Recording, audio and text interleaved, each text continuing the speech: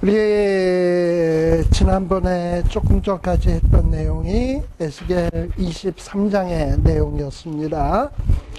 자, 23장 22절 봅니다. 이렇게 남유다가 북이스라엘이 멸망하는 걸 보면서 뭔가 교훈을 얻고 정신을 번쩍 차리고 바르게 살아야 되는데 그렇지 못했기 때문에 하나님이 심판하신다는 겁니다. 치겠다는 거예요. 우리 하나님께서 오늘날도 마찬가지입니다. 성경에 보면 하나님의 말씀을 거스리게 살다가 하나님이 심판하는 이야기가 여러 개가 나옵니다. 그렇잖아요. 우리 이스라엘 백성의 역사 스토리도 그런 거고, 삼손도 하나님이 맡겨주신 사명을 제대로 감당 못하니까 나중에 눈이 뽑히고 짐승이 돌려야 되는 맷돌을 돌려야 되고 나중에 또 사실 어떻게 보면 비참하게 죽잖아요.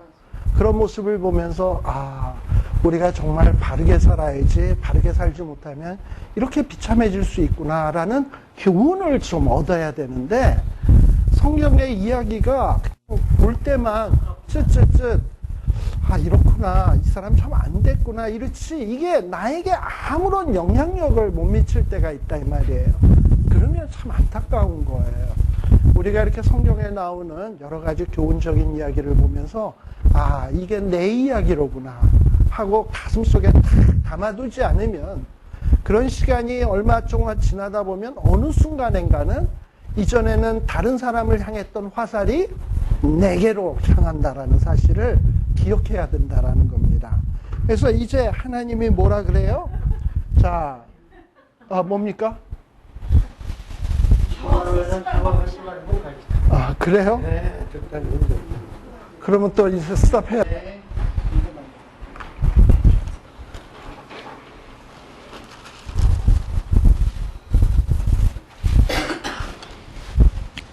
자, 23장 22절 아까 좀 얘기하다 말았는데, 이렇게 하나님이 기회를 주시다가 그 기회를 선용 못하면 어느 시점인가는 분명히 치게 하시는 때가 있어요. 이전에는 남을 쳤는지 모르지만 22절 끝부분에 보면 누굴 친다? 너를 치겠다. 이제 지금 말씀을 듣는 너를 치겠다라고 얘기를 하시는 거예요.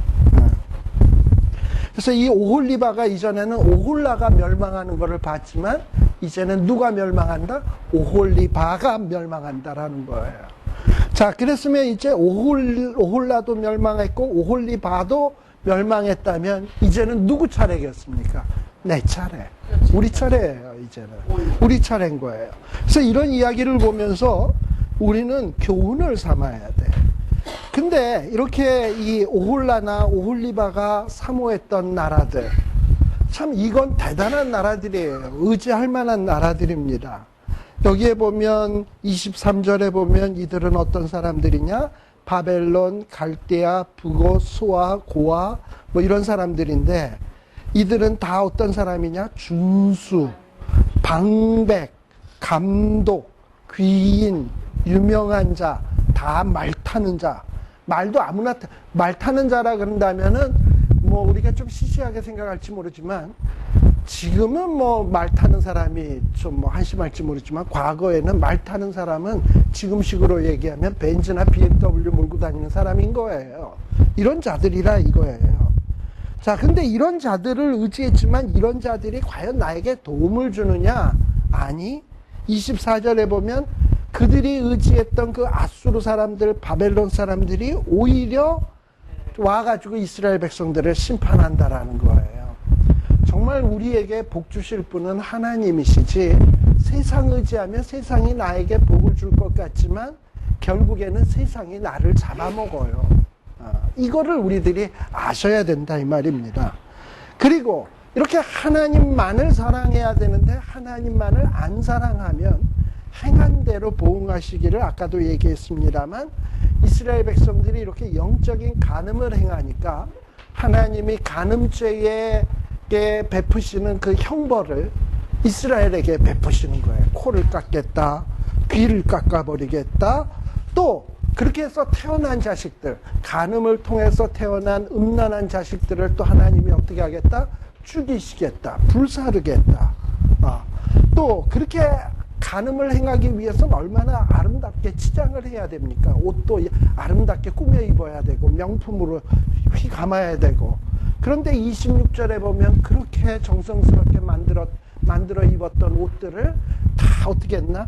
베끼고 장식품품 빼앗고, 그리고 음란과 음행하던 것을 그치게 하겠다.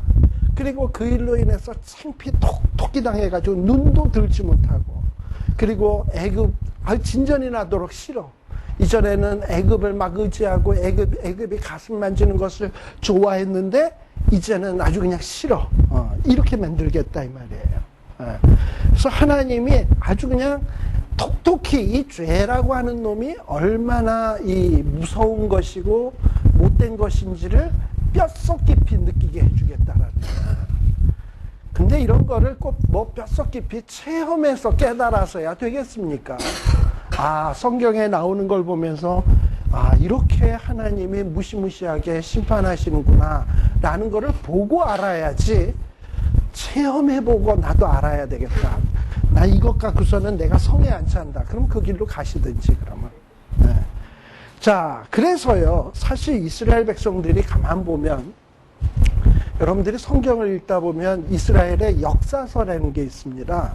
보통 우리가 역사서 하면 물론 창세기에도 역사가 나오고 출애굽기에도 역사가 나오고 뭐 민수기에도 역사가 나오잖아요. 다 오경에도 물론 역사가 나옵니다만, 우리가 보통 역사서 하면 여호수아서에서부터 시작을 해가지고 열왕기, 역대기 이런 것들을 보통 역사서라고 얘기를 하잖아요. 그래서 이스라엘 역사서를 이렇게 보면 포로 전까지가 열왕기까지고, 그 다음에 포로기 이후에 대한 얘기가 에스라, 느헤미야, 에스더지요. 네. 자, 그래서 이스라엘 백성들이 이 바벨론 포로로 잡혀가는 것을 기준으로 해서 바벨론 포로 전, 바벨론 포로 후로 나눌 수 있어요. 근데 이스라엘 이 성경을 가만 보면 바벨론 포로로 잡혀가기 전까지는 선지자들이 이스라엘 백성들의 그 우상 숭배에 대해서 굉장히 많이 죄를 지적을 해요. 그런데 바벨론 포로기 이후에는 우상 숭배에 대해서 죄 지적하는 게 별로 없어요. 우리 그 바벨론 포로기 이후에 나오는 선지서에는 뭐가 있습니까? 학개, 스가랴, 말라기가 있죠. 학개나 스가랴나 말라기서에 보게 되면, 그렇다고 거기에 뭐 이스라엘 백성들의 죄가 지적되지 않는 건 아닌데 우상 숭배 죄에 대해서 별로 얘기하는 게 없어. 학개서에서도 그렇고, 학개서에서는 성전 안 짓고 너희들 일에만 바쁜 거에 대해서만 책망한 거고, 그 다음에 스가랴서에서도 보면은 뭐 우상 숭배의 죄보다는 뭐 사람들에게 핍박을 하고 자기밖에 모르는 이기적인 죄, 이런 죄만 지적을 했지 우상 숭배 죄에 대한 죄는 별로 없어.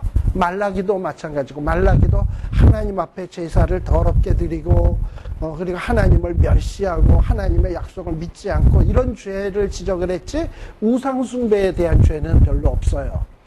자, 그러면 이렇게 포로기 이후에 우상 숭배의 죄가 별로 지적되지 않는다는 얘기는 뭡니까? 바벨론 포로기 전에는 우상 숭배를 많이 하다가 바벨론 포로를 이후에는 우상 숭배에 대해서 아주 정떨어졌다라는 얘기죠. 그 얘기예요. 사실 이스라엘 백성들이 바벨론 포로기를 경험하면서 뭘 깨달았냐?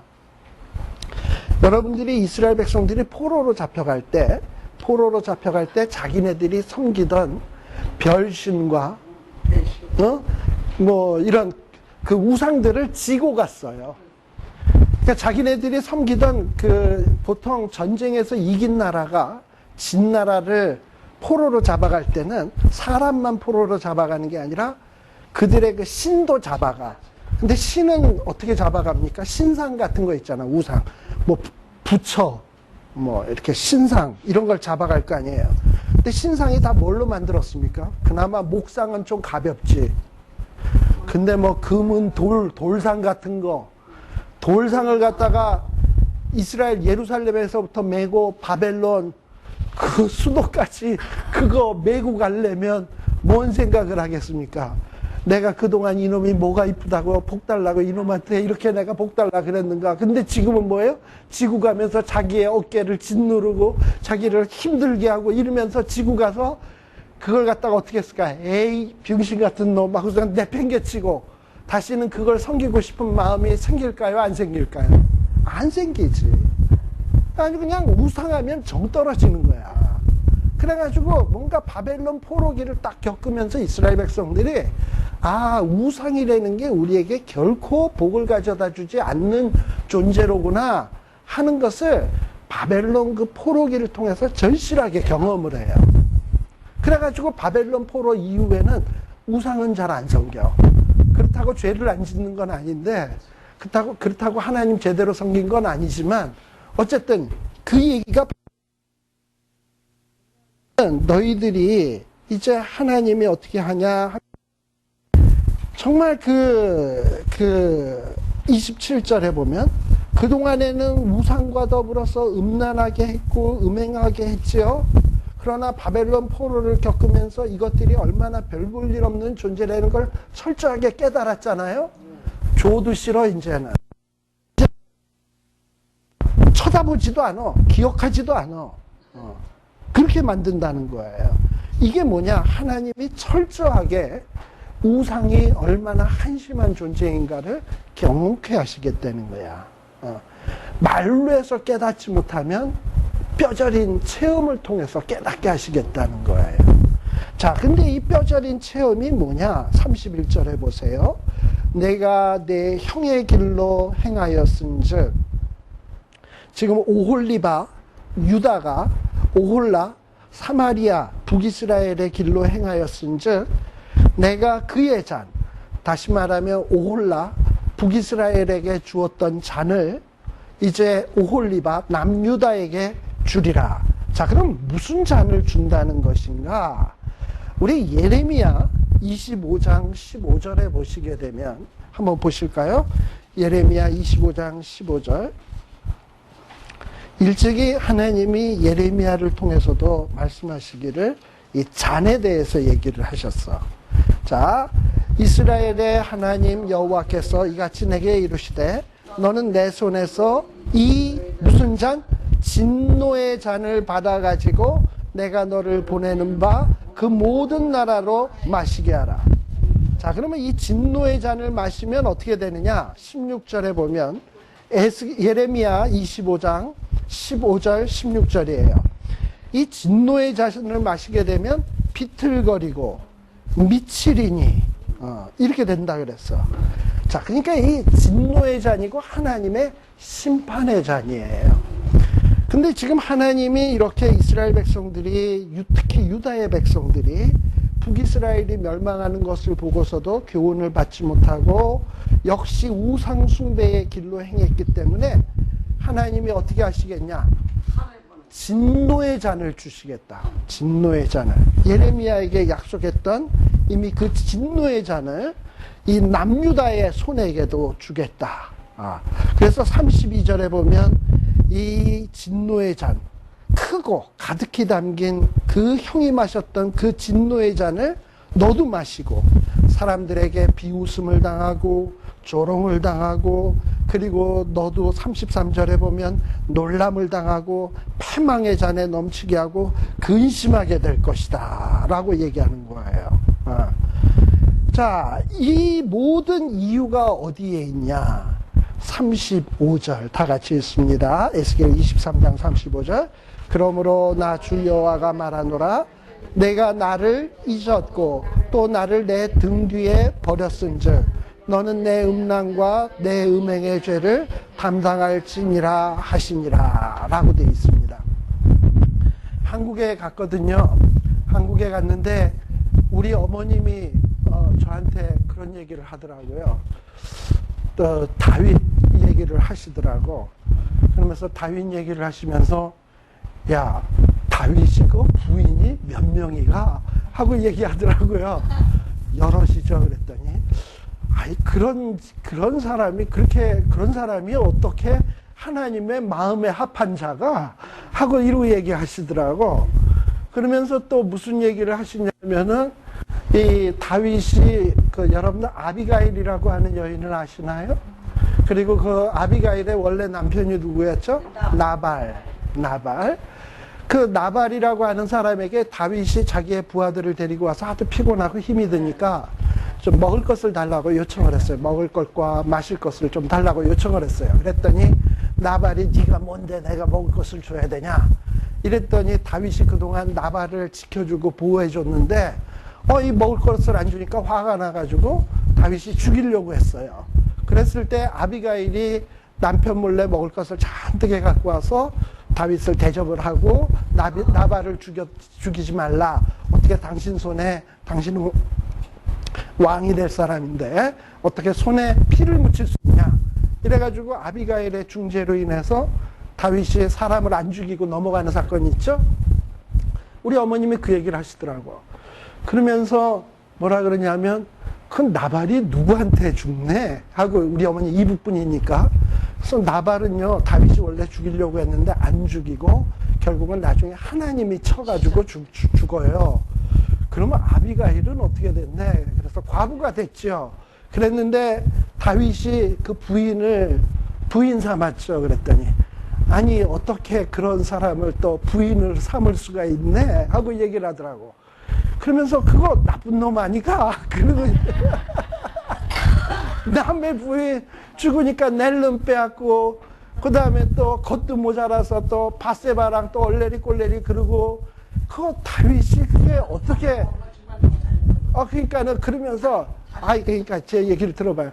그래서 어떻게 그런 자가 하나님의 마음에 합한 자가 하고 얘기를 하시는 거예요. 그렇잖아요. 우리가 인간적인 눈으로 보면 뭐 이렇게 기다렸다는 듯이 남편 죽으니까 하나님이 치시니까 낼름 부인 가져간 거고 아비가일. 그 다음에 남의 남편이 있는 거 그냥 빼앗고 그리고 남편은 죽이고. 그런데 다윗은 후일에 보면 하나님 마음에 합한 자가 됐고 그랬거든요. 그래서 우리 어머님이 그 얘기를 하시더라고요. 참 우리 많은 예수 믿는 사람들도 어떤 선과 악의 기준을 이야기할 때 굉장히 세상의 도덕적인 기준, 윤리적인 기준으로 판단할 때가 참 많아요. 근데 성경에서 얘기하는 선악의 기준은 다 어디에 있냐? 하나님하고의 관계에 있어요.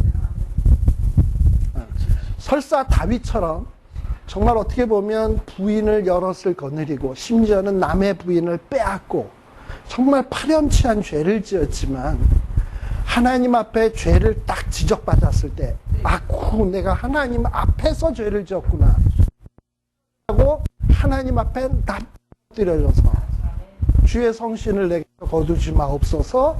그리고 정말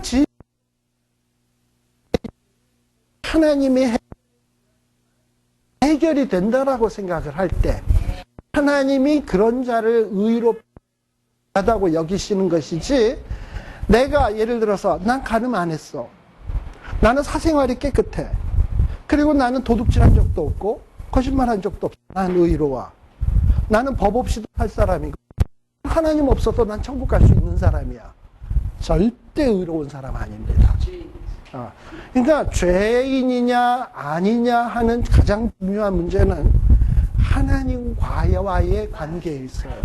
내가 정말 하나님을 필요로 하는 자인가 아닌가, 여기에 있는 것이지 어떤 내 사생활의 문제, 사실 그런 걸 가지고 뭐라 그러냐면 도낀 객낀이다.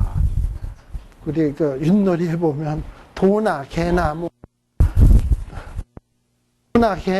어떤 사람은 계속 던지면 개만 나오대. 그냥. 그럼 또 뭐 도만 나오는 사람, 뭐 서로 누가 잘났다 못났다 할 수 있습니까? 다 거야. 그러니까 중요한 것은, 그래서 제가 우리 어머님한테 그래서요, 사실 우리가 정말 뭐 다윗뿐만 아니라 우리도 마찬가지고 하나님 없이 천국 못 간다는 게, 예수님 없이는 천국 못 간다는 게 그게 복음이잖아. 이러고 얘기를 했어요, 우리 어머님. 근데 우리 어머님도 목사님 아내였어요. 아버님 장로님이에요. 근데 오래 신앙생활을 하다 보니까 굉장히 어떤 윤리적, 도덕적, 어떤 흠도 티도 없고 바른 생활, 이런 거 하다 보니까는 본인이 바른 생활을 하다 보니까 그렇지 못한 사람을 보면 은근히 마음속에 죄인, 나는 의인, 이 생각을 하기가 쉽단 말이에요. 누구든지 그래요. 근데 그렇지 않아요. 아무리 죄인이라도 하나님 앞에 엎드리는 자는 의인이고, 아무리 깨끗해 보여도 하나님 필요로 하지 않는 자는 죄인이에요. 그걸 명심을 하셔야 된다.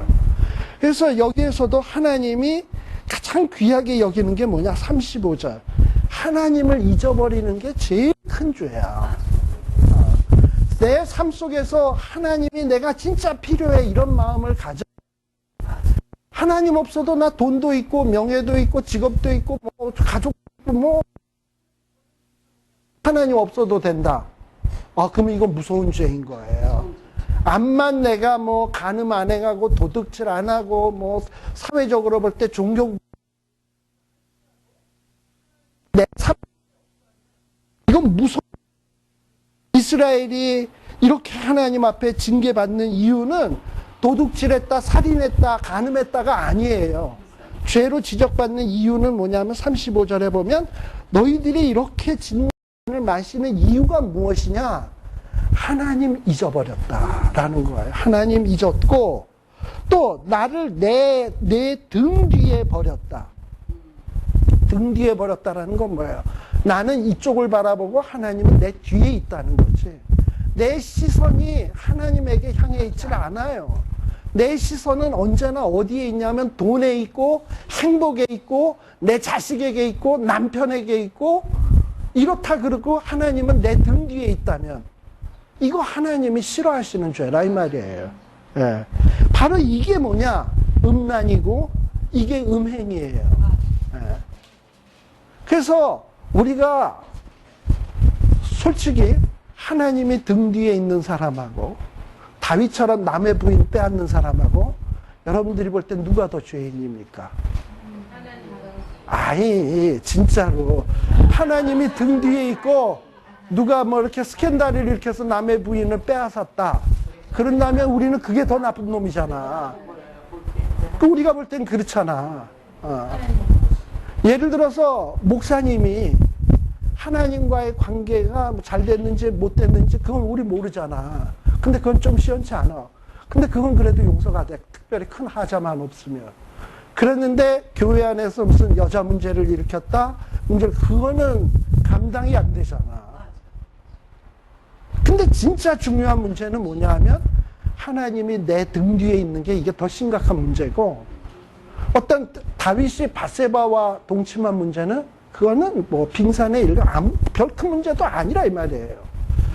만일에 아무리 흉악한 죄, 너의 죄, 주홍같이 붉고 뭐 먹과 같이 검다 할지라도 회개하면 될 문제지만 하나님이 등 뒤에 있는 문제는 용서가 안 되는 문제예요. 그래서 여러분들의 삶 속에서도 곰곰이 이 문제를 생각해 보셔야 돼. 우리가 교훈을 얻어야 될 게 뭐냐면 하나님이 진짜 내 앞에 계신가? 내 등 뒤에 있는가? 여러분들 자신한테 물어보면 답 나오잖아. 여러분 자신은 알고 하나님은 알잖아. 나는 몰라.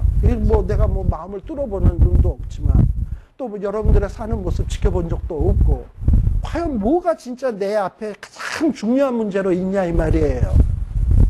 하나님이에요 그게 진짜? 하나님이 감이에요? 복음이에요? 냉정하게 물으셔야 돼. 그리고 정말 내 삶 속에서 하나님을 정말 내 기억 속에 그렇게 생각하면서 사는가? 아니면 신명기에 나오듯이 배부르고 등 따스면 하나님을 잊어버릴까 하노라 했는데 하나님을 잊지 않았는가? 생각을 해보셔야 된다고. 자, 그런데 백성들이 이렇게 무서운 죄를 당하는 이유가 어디 있냐? 바로 35절이 가장 중요하죠. 하나님을 등 뒤에 버렸다. 하나님을 잊었다. 이것이 뭐냐? 음란죄고 음행의 죄다라는 거예요.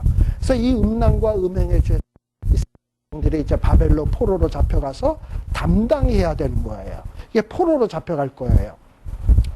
자, 그 죄를 또 한 번 이렇게 멸망받는 죄의 내용을 좀 더 구체적으로 설명해 주는 게 36절 이하입니다. 자, 36절에 보면 에스겔에게 이렇게 얘기를 해요. 에스겔아, 북이스라엘 오홀라, 남유다 오홀리바를 국문 심판하려느냐? 그러면 그들의 그 가증한 죄들을 가서 너는 고해라, 이야기해라. 자, 그러면 그들의 가증한 죄가 뭐냐? 37절. 첫 번째는 뭐냐? 행음, 우상 숭배한 거. 또, 그 다음에 또 거기에 보면 자식을 우상을 위하여 화제로 살랐다. 특별히 37절에 보면 피를 손에 묻혔다 그랬잖아요. 보통 우리가 화제라는 건 뭐예요? 짐승을 불로 태워드리는 제사예요. 자, 근데 짐승을 불로 태워드릴 때 보통 어떻게 제사를 드리냐면 짐승을 죽여요. 그래서 배를 갈리고 내장을 드러내고 그 다음에 내장은 버리고 그 살을 태워드리게 돼 있어요. 그러면 배를 째서 내장을 갈라내려면 뭘 묻히게 돼 있어? 손에 피를 묻히게 돼 있어. 근데 여기에서 드리는 화제는 뭐냐면 짐승을 화제로 드리는 게 아니라 자식을 화제로 드리는 거예요. 자, 그렇다면 지금 여기서 하나님이 지적하는 죄는 뭡니까? 자식을 죽인 죄. 어떻게 보면 살인죄죠. 그 다음에 또 하나, 요거를 지금 뭐 한 겁니까? 우상에게 제물로 바친 죄. 자, 살인죄가 더 무서울까? 우상에게 자식을 제물로 바친 게 더 무서울까? 우리가 볼 때는 뭐가 더 무섭냐면 어떻게 자식을 죽일 수가? 이렇게 나가겠지만 하나님이 더 심각하게 보고 있는 것은 그것을 누구에게 드려? 우상에게 드린다라는 거예요. 아무튼 이스라엘 백성들이 그런 짓거리를 했어요. 그 흰놈 골짜기 몰래 밀고 마시죠? 자기네들 복 받겠다고 자식을 잡아서 불로 태워드렸어. 그리고 또 38절에 보면 이 외에도 또 뭐가 있다? 하나님의 성소를 더럽혔다. 안식일을 범했다. 자, 성소를 더럽혔다라는 것은 뭐냐 하면 우상 숭배하면서 또 아닌 척하고 교회 나와서는 예배 보는 거야. 이중생활. 성소를 더럽히는 거야. 그리고 우상 숭배하면서 안식일을 지키는 척하는 거야. 오늘날도 그런 사람 많은 거예요. 하나님이 분명히 등 뒤에 있고 하나님은 잊어버렸는데 명색이 장로니까 체면 유지하기 위해서 교회는 나와야 되는 거고, 그런데 뭐 교회 나와서 은혜도 못 받고 목사님하고 교인들의 눈도장만 찍고 가는 거지. 그런데 교회 나와서 하나님은 안중에 하나도 없었어. 하나님의 은혜에 대한 기억도 없었어. 그런데 분명히 안식일은 지킨 것 같고 성소에 나왔다 간 것 같아. 하나님이 보실 때는 뭐냐면 성소를 더럽힌 것이고 안식일을 더럽힌 것이다 라는 거예요. 바로 그런 거예요. 또 뭐냐? 거기에 보면은 40절에 보면 원방에 사람을 보냈다 그랬죠. 이게 뭐냐? 어려운 일을 당하니까 이방 나라에게 사신들을 보내서 그들의 도움을 얻기 위해서 갖은 알람 광고를 끼는 거야. 그래서 그들에게 잘 보기 위해서 어떻게 하냐? 목욕을 하고 눈썹을 그리고 단장을 하고 뭐 상을 베풀고 향을 준비하고 기름을 놓고 뭐 이러고 뭐 이랬다 이 말이에요. 바로 이런 것들을 하나님이 슬퍼하시는 거예요. 환난 날에 나를 불러야 되는데. 자, 그래서 하나님이 어떻게 하냐? 이제 이들을 신문할 것인데요. 특별히 45절, 의인이 누구를 신문한 같이? 음부를 신문한 같이. 자, 의인이 음부를 신문한다 그러면 여러분들이 뭘 생각하시면 딱 좋으냐 하면 예수님 당시에 가늠한 여인을 스스로 의롭다고 여기는 자들이 가늠한 여인의 머리채를 끌고 이 더러운 XX야 이러고선 데리고 와가지고 탁 꿇혀놓고 돌을 치는 그 살기등등한 모습을 보세요. 의인이 음부를 신문한 같이. 그랬는데 자기들은 의인이니까 음부를 신문한다고 그렇게 왔겠지. 근데 우리 예수님이 뭐라 그랬냐면 너희 중에 죄 없는 자가 돌로 치라 그랬어요. 자, 그런데 이렇게 의인인 듯한 사람이 음부를 보면 의기양양하게 그래요. 근데 세상에 누가 누구를 돌로 치겠습니까? 그렇죠? 근데 이렇게 의인이 음부를 신문한 같이 하나님이 이제 이스라엘 백성들이 음부니까 신문하시겠다라는 거예요. 그들의 손에 피가 있으니까 신문하겠다. 어떻게 신문하냐? 46절에 보면 군대로 치겠다. 학대로 치겠다. 약탈을 당하게 하겠다. 또 음부니까 뭘로 친다? 돌로 침을 당할 거다. 또 자녀도 죽이겠다. 집들도 불사하겠다. 그래서 음란 하면 경기할 정도로, 음자만 들어도 경기할 정도로 나 이제 그거 안 할 거야. 너무 혼이 나가지고 음란을 그치게 한즉 하나님이 그치게 만들겠다라는 거야. 음란하면 본받고 싶지도 않아. 이제 그렇게 만들겠다라는 거야. 어릴 때 어떤 좀 나쁜 경험 때문에 그게 싫어지는 거 있죠. 저는 뭐가 싫으냐 하면 닭을 갖다가 이렇게 삼계탕 같이 많은 물에다 넣고 푹 와서 그 노란 기름 동동동동동동 떠 있는 거 있잖아요. 못 먹는 건 아닌데, 제가 못 먹는 거는 없어요. 다 먹는데, 그거는 왠지 먹을 때마다 옛날에 안 주었던 추억이 자꾸 떠올라. 뭐가 떠오르냐? 옛날에는 우리 집에 키우던 닭 있잖아요, 닭. 막을 어머님이 목을 딱 따고 피를 빼고, 그 다음에 그 털을 뽑기 위해서 뜨거운 끓는 가마솥에다가 탁 넣어놓잖아요. 그런데 우리 집에서 키우던 닭을 우리 어머님이 잡았는데, 그래서 털을 뽑겠다고 가마솥에다 넣었는데, 갑자기 부엌에서 우당탕탕탕 소리가 나가지고 제가 부엌을 탁 들어갔어요. 그랬더니 닭이 탁 나와서 이렇게 서가지고, 빠딱 서가지고, 물속에서 튀어나와가지고, 서가지고, 이러고 있는 거야. 그거를 본 다음서부터는 닭국을 못 먹어요. 어떻게 먹어요? 그래가지고 항상 이 닭국을 먹을 때마다 무슨 생각이 나냐면 그 생각이 나는 거예요. 그 노란 국물을 먹을 때마다. 근데 지금은 먹어요. 지금 뭐 닭죽도 먹고 좀 그런데 다른 음식보다 이렇게 국물이 닭으로 이렇게 뽀얗게 해놓은 거는 좀 먹기가 또 이제 저 때문에 못 먹으실 분 생길래나. 아무튼 저가 그렇다고 저가. 그처럼 이스라엘 백성들이 이렇게 바벨론에서 뼈저린 경험을 하고 나면 우상하면 우자만 들어도 싫어. 하나님 떠나서 음행하던 거 생각만 해도 싫어. 우자만 들어도 경기해. 이렇게 하시겠다라는 거야. 그래서 하나님이 정말 정신 번쩍 차리게 만드신다라는 거죠. 예. 자, 그리고 또 보세요.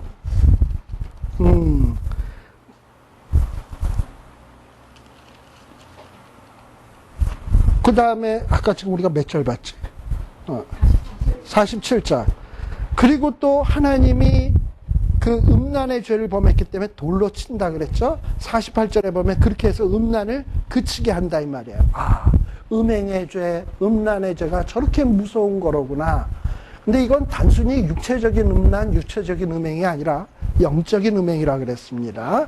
그래서 하나님이 그 음란을 그대로 보응하실 거야. 자, 그러면서 이스라엘 백성들이 뭘 깨닫게 되냐? 하나님은 응엄이 없어. 하나님이 죄 지으면 행한 대로 보응하신다더니 그런 게 어디 있어 이랬는데 진짜 보응하시는 것을 보면서 뭘 깨닫는다? 여호와시로구나. 여호와라는 이름의 칭호는 제가 여러 번 얘기하니까 아시겠죠? 하나님이 약속을 지키는 분이다라고 하는 것을 분명히 할 때 여호와라는 이름을 쓰십니다. 그래서 예를 들면 내가 누구를 만났을 때 그 사람이 나를 못 믿어. 야, 내 이름이 뭐냐? 김약속 아니냐? 김약속. 나 약속 지켜. 이런 거랑 똑같아. 하나님이 내가 누구냐? 여호와 아니냐? 여호와. 그러니 나는 행한 대로 내가 말한 대로 그대로 이룰 거야 라고 하시는 분이에요. 그래서 이스라엘 백성들이 이렇게 심판이 임해야 비로소 여호와인 줄 아는 거예요. 근데 심판이 임해야 여호와인 줄 아는 사람은 미련한 사람. 지혜로운 사람은 뭐냐 하면 심판이 있을 것을 알고 준비하는 사람. 성경에 지혜로운 다섯 처녀, 미련한 다섯 처녀. 미련한 다섯 처녀는 분명히 남편이 언제 올 거라는 거를 알고는 있었지만 뭐 준비도 안 하고 그냥 그랬어. 지혜로운 자들은 미리미리 기름을 준비하고 다 준비하고 있었어. 등불을 준비하고 있었어. 지혜로운 자예요. 미래를 준비하는 사람. 하나님의 약속을 기억하면서 미래를 준비하는 사람이 지혜로운 자다. 그래서 우리가 성경을 읽으면서도 이런 이야기들을 보면서 남의 이야기로 보시면 안 돼. 남의 이야기 보시고, 그래서 다음 시간에는 24장부터 내용을 살피도록 하겠습니다. 기도하겠습니다. 하나님 아버지 감사합니다. 우리에게 이렇게 말씀을 통해서 다시 한번 우리 자신을 점검해 보는 시간 주심을 감사합니다. 하나님, 우리는 하나님을 잊지 않았는지요? 과연 우리 하나님이 내 눈앞에 항상 있는지요? 나의 가장 중요한 것이 하나님의 일인지요? 정말 다시 한번 깊이 생각하는 저희들 되게 하여 주시고, 정말 말로만 이 말씀 앞에 아멘하지 말게 하여 주시고, 우리의 삶으로 아멘할 수 있는 저희들 되게 하여 주시옵소서. 예수님 이름으로 기도드리옵나이다. 아멘.